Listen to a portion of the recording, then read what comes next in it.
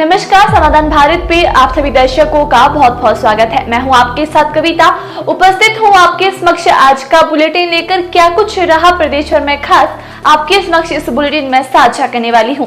तो आइए नजर डालते हैं आज के बुलेटिन पर। शुरुआत करेंगे आज के मौसम से।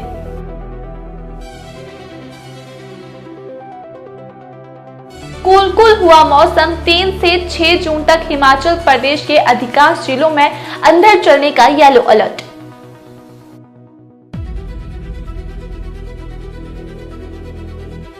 हमीरपुर जिला परिषद में भाजपा का दबदबा, 19 में से 15 प्रत्याशियों की जीत।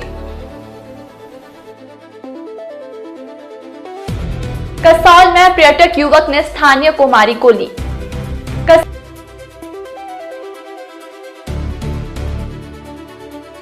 मणिकरण रोड पर बस और कार की टक्कर, बड़ा हादसा टला।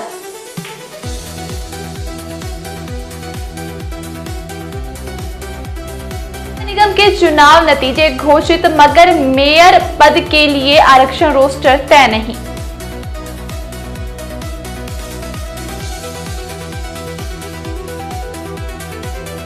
चंद घंटों में हो सकेगी खतरनाक बैक्टीरिया की पहचान।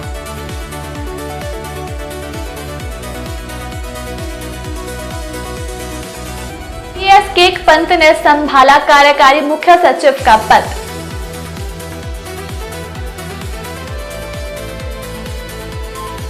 और टैक्सी समस्या को लेकर गरजी एहसास संस्था, उपायुक्त को सौंपा ज्ञापन।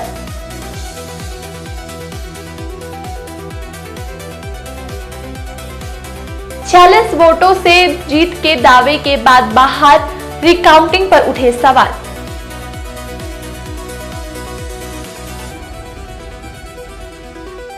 हिमाचल में महिलाओं में बढ़ रही तंबाकू की लत, पुरुषों से घटी, अब खबरें विस्तार से।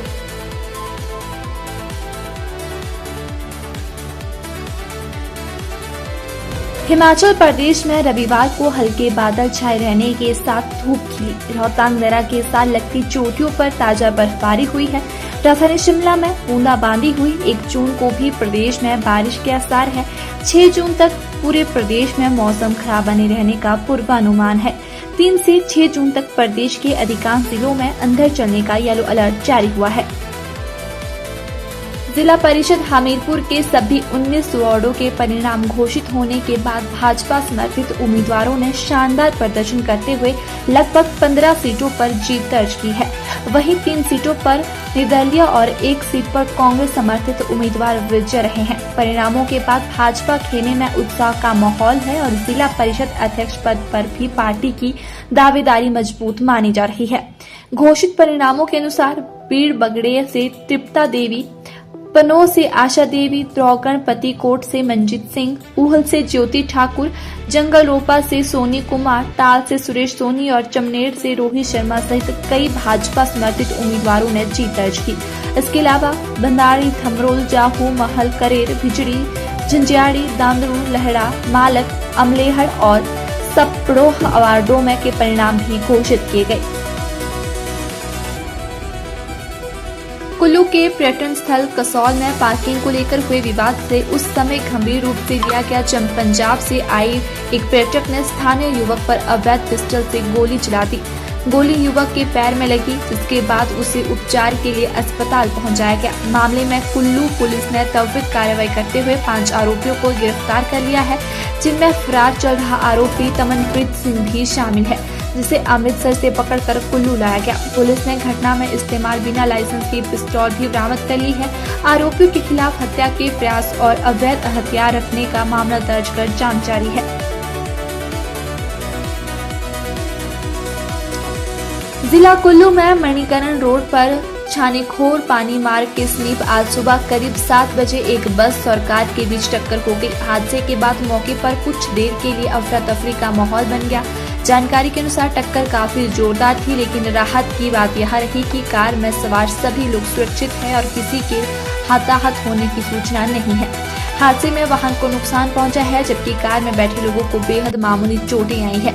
घटना की सूचना मिलते ही स्थानीय लोग मौके पर पहुंचे और स्थिति का जायजा लिया। हादसे के कारण कुछ समय के लिए यातायात भी प्रभावित रहा, जिसे बाद में सामान्य कर दिया गया। स्थानीय लोगों ने इसे बड़ा हादसा टालने जैसा बताया है। पुलिस मामले की जाँच कर रही है और दुर्घटना के कारणों का पता लगाया जा रहा है।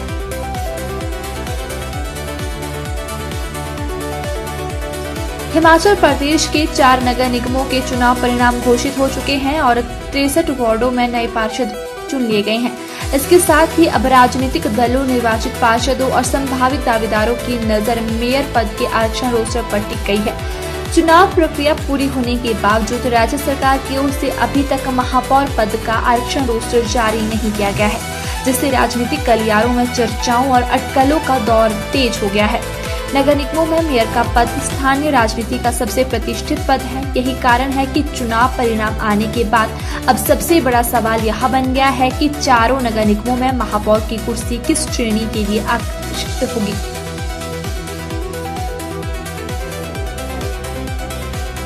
एम्स बिलासपुर में अब चंद घंटों में खतरनाक बैक्टीरिया की पहचान हो सकेगी।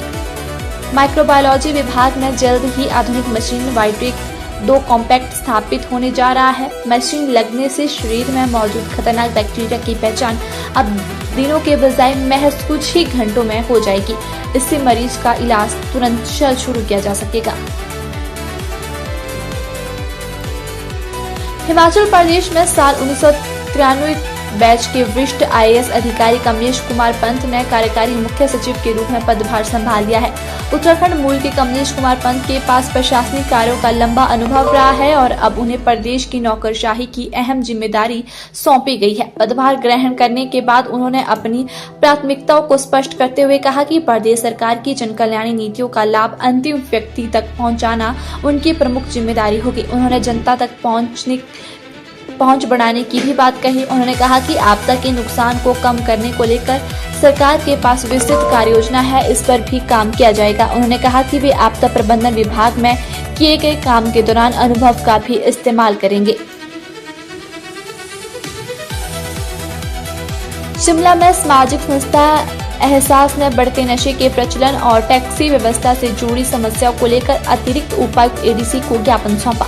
संस्था के प्रतिनिधियों ने युवाओं को नशे की गिरफ्त से बचाने के लिए सख्त कदम उठाने, नशा तस्करी पर प्रभावी कार्रवाई करने और जागरूकता अभियान चलाने की मांग की। इसके साथ ही टैक्सी चालकों की विभिन्न समस्याओं के समाधान तथा टैक्सी व्यवस्था में सुधार की आवश्यकता पर भी जोर दिया गया। संस्था का कहना है कि नशा समाज और विशेष रूप से युवाओं के भविष्य के लिए गंभीर चुनौती बनता जा रहा है, जबकि टैक्सी क्षेत्र से जुड़े लोगों को भी कई व्यावहारिक समस्याओं का सामना करना पड़ रहा है। ज्ञापन के माध्यम से ADC से दोनों मुद्दों पर सरकार की ओर से प्रशासन का ध्यान आकर्षित कर शीघ्र कार्रवाई की मांग की गई।